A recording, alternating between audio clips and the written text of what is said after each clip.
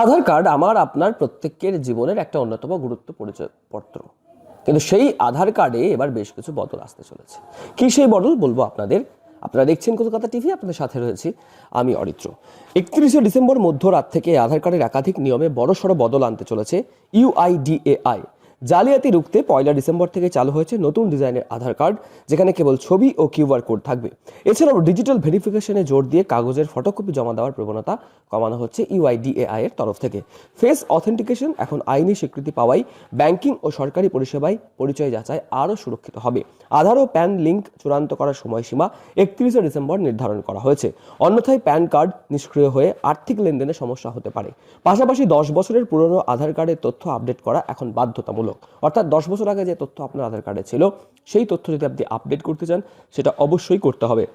নাম, জন্ম তারিখ ও ঠিকানা এবং না থাকলে কার্ডের বৈধতা, অর্থাৎ আধার কার্ডের বৈধতা নিয়ে প্রশ্ন উঠতে পারে।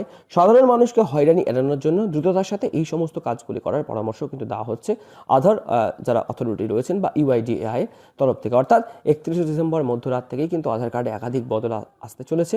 কি কি বদল আসতে চলেছে সেই সমস্ত বিষয়গুলি মাথায় রেখে যা যা করণীয় সেগুলি করার কথাও বলা হচ্ছে কর্তৃপক্ষের তরফে।